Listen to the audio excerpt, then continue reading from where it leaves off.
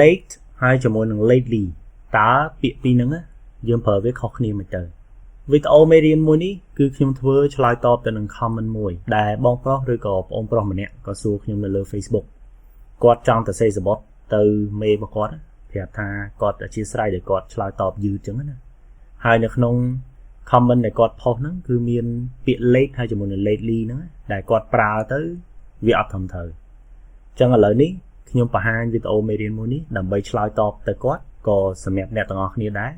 ដើម្បីឲ្យដឹងពីភាពខុសគ្នានៃពាក្យ late ហើយ lately នេះពីព្រោះពាក្យពីរហ្នឹងន័យខុសគ្នាដាច់ហ្មងណាចឹងយើងត្រូវរៀនប្រើវាឲ្យត្រឹមត្រូវសួស្តីអ្នកទាំងអស់គ្នាសូមស្វាគមន៍មកកាន់សាលាភាសាអង់គ្លេស Adniche មេរៀនមួយនេះគឺយើងនឹងពិនិត្យមើល late ហើយជាមួយនឹង lately ហើយវីដេអូមេរៀនមួយនេះគឺខ្ញុំដកស្រង់ចេញមកពី app Adniche online របស់សាលាភាសាអង់គ្លេស Adniche ក្រៅពីវីដេអូមេរៀនមួយនេះនៅលើ app Adniche online របស់យើងគឺយើងមានវីដេអូមេរៀនជាច្រើនរាប់ពាន់ហើយវីដេអូមេរៀនរបស់យើងគឺមានតាក់ទងជាមួយនឹង vocabulary អញ្ចឹងតាក់ទងជាមួយនឹង grammar តាក់ទងជាមួយនឹង test IELTS TOEFL writing លក្ខណៈនិងមានផ្សេងទៀតនៅទីនោះអ្នកទាំងអស់គ្នាមើលវីដេអូមេរៀនហើយអ្នកទាំងអស់គ្នាអាចធ្វើលំហាត់បានទៀតធ្វើហើយបើសិនជាអ្នកទាំងអស់គ្នាមានចម្ងល់អ្នកទាំងអស់គ្នាក៏អាចចោទសួរទៅលោកគ្រូអ្នកគ្រូដែលមាននៅលើ app Adniche online បានដែរពួកគាត់នឹងព្យាយាមឆ្លើយតបទៅនឹងសំណួររបស់អ្នកទាំងអស់គ្នាឲ្យទាន់ពេល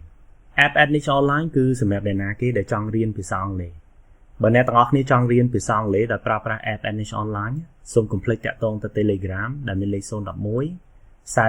55 67ឥឡូវនេះយើងមើលវីដេអូមេរៀនរបស់យើងទាំងអស់គ្នាដំបូងនេះគឺយើងពិនិត្យមើលពាក្យ late ដែល late នៅទីនេះគឺជា adjective អញ្ចឹង late អាចប្រើជា adjective ផងប្រើជា adverb ផង We had a late breakfast ពួកយើងញ៉ាំអាហារពេលព្រឹកមួយដែលយឺតហើយអញ្ចឹងអាចជាអាហារពេលព្រឹកម៉ោង9ឬក៏ម៉ោង10អីចឹងទៅចាហ្នឹងចូលជាលក្ខណៈដូចជា brunch បាត់ហើយអញ្ចឹង brunch breakfast មួយ lunch ណា brunch I got the late train home គេថាខ្ញុំបានជិះរថភ្លើងទៅផ្ទះតែរថភ្លើងហ្នឹងគឺជារថភ្លើង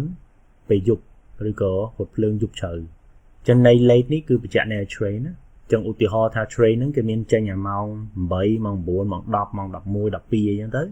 ចឹងអា late train ហ្នឹងវាគួរតែម៉ោង11 12ឯនោះចឹងរថភ្លើងដែលចេញពីយប់ជ្រៅចឹងទៅចឹង late ជា adjective គឺមានន័យថាយឺតណាឬក៏ក្រោយគេហ្នឹងហើយពាក្យហ្នឹងណាចូលមកមួយទៀតគឺ late ជា adverb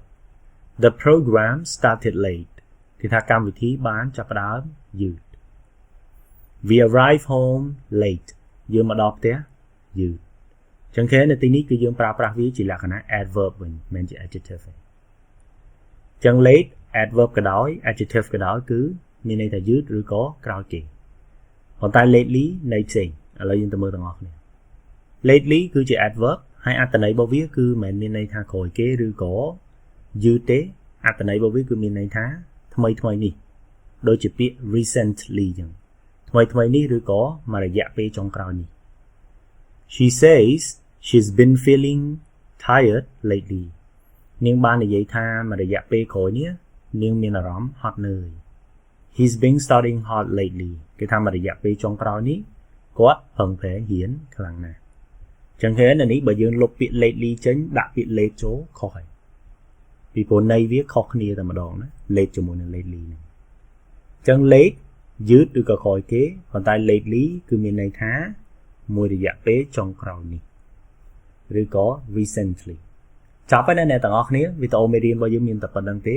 បើសិនជាអ្នកទាំងអស់គ្នាចាប់អារម្មណ៍ចង់ប្រើប្រាស់ app Adniche online សូមតាក់ទងទៅ Telegram ដែលមានលេខ011 45 55